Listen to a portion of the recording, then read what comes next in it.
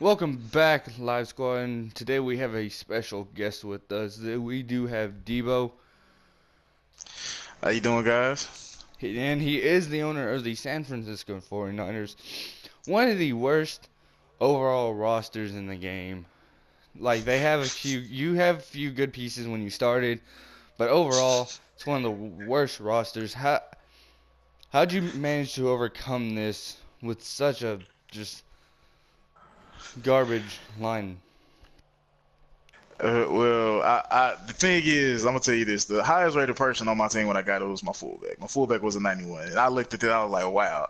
But the thing is, you have to. I looked at the ages of all my players. I had very few people over the age of 27 on my team. I had a lot of people between the ages of 21 and 24. So I was like, okay, I can get these young pieces in, build them up, make them better, get them, teach them and train them how I want them to be and all that stuff. So that's all I did. I just got all the young folks in, just built them up, made them a lot better. That's true. That's true. You like to run the ball. A lot of people in this league, in Madden, period, in Madden 18, like to run the ball because it's so much harder to pass the ball. You gave up Carlos Hyde though, and you stuck with Joe Williams. Why'd you do that when Carlos Hyde I was mean, such a better running back than Joe Williams? Carlos Hyde, he is a great running back. It's just like, but Joe Williams he fit into my scheme better. Carlos Hyde is more of a up the middle, 5 yards, 10 yards, like that. He's not gonna give you very many big plays. Joe Williams has the better speed. He's more agile. He can cut a lot better. So he just fit into my scheme a lot better. So I benched Carlos Williams and start. I mean, Carlos Williams. I benched Carlos Hyde and I started Joe Williams. Because I felt like Williams fit my scheme better, and he was younger. So Yeah, true. it was there All facts right, into the we age thing. we talk about last season. We've only been through this is our second season. We're going through it. First season, you managed to make after you didn't really even trade in the first season either. I think you made one trade first season, and Yeah, you I traded for Kenny Galladay.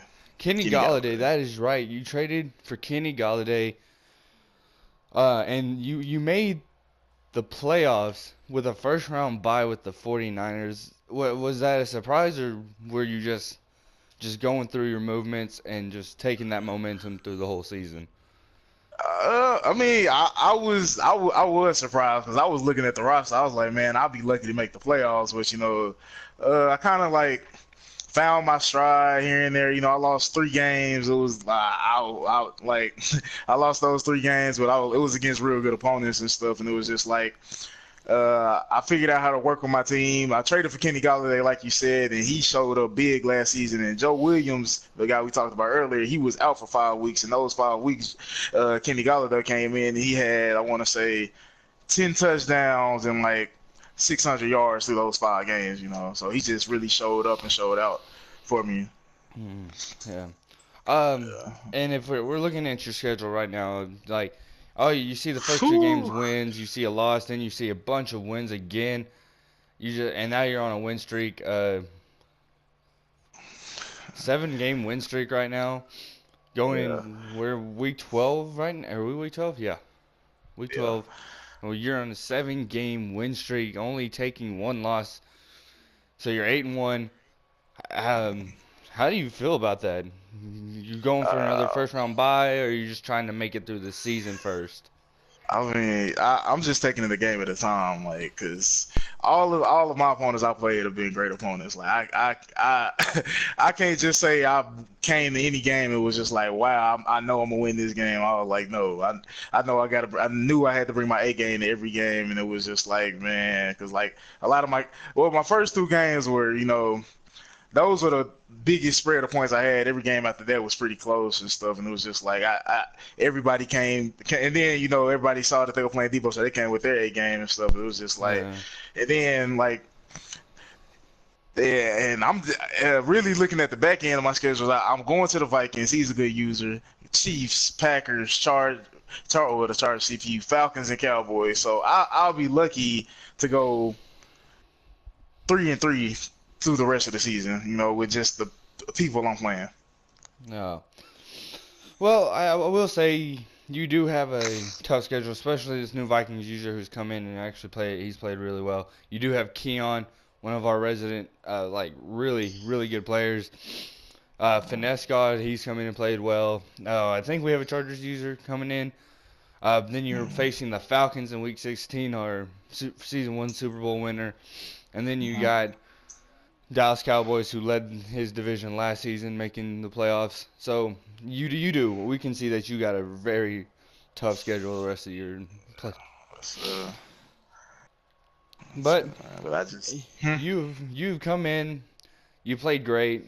Um, a lot of close wins in some of these games. There's a lot of like blowouts, but then you got some close wins. Um, so we've talked about pretty much everything. Your squad, how you feel, your game style, what you come into every game. But what is your plan for this team, being an owner and everything for the future, for future seasons? What's your plan for this team? Well, the first thing I want to do is make sure I got a young guy quarterback guy named CJ Beathard. He came in his rookie season, he played really well. Right now we're having a bit of a sophomore slump. I'm trying to get him back on track. Last season he did pretty good. He had a lot better QBR, touchdown pass ratio and stuff. And so I'm just trying to make sure he's stable for the future. And then my offensive line, I need one more piece. I need to find a center because my center, Joe Staley, he's probably going to retire here soon. He's 36, I want to say Yeah, 34. He's he's 34, so he's on his way out. And so I need to get one more piece, either draft or by trade to shore up my offensive line and get that together. And on defense, I drafted I spent three of my first four draft picks on defense in last year's draft. I got two linebackers and a safety, and all of them played extremely well. oh So, yeah, the two boys from Texas. We talk about them all the mhm. time in the podcast. They're always playing really well. Hook 'em horns. I'm a Texas fan, and those two boys are uh, playing really well for you. it's, it's, So, what you saying is you're pretty much after last year, you're spending your first four picks on defense. You're gonna spend first four picks on offense this year. Try to build up the no, offense. nah. Well, I plan personally. I plan on spending. Uh, my first pick probably is going to be on offense. Next two will be on defense, and after that, I just draft by best available player. Yeah, You know. I understand that. Well, do you have any advice for all the users, all the owners, and how they're playing? Do I have any advice? Yeah, just any advice saying anything helpful or anything you want to do anything. Well, I just say, find, play as many games as you can and find whatever playing style you feel fits you best, because everybody can't come out and run the ball 50 times in the game. Everybody can't come out and run the ball, pass the ball, 40 or 50 times in the game. Just got to find that balance for you, and then on defense, just find coverages you're comfortable playing with. Don't just come out there running a bunch of different coverages and stay away from coaching suggestions. Don't run that. I'm gonna tell you Don't run the coaching suggestions. yes, Well, sir. guys, this has been great. Our guest, Debo, owner of the 49ers, has been great to have you. Thanks for having me. Of course, guys, I am your host, Avengers, and I hope y'all did enjoy. If y'all did, hit that like button, subscribe. I will be doing more of these, more people coming in. This is our second guest. Maybe next time you'll be a guest. Thank you.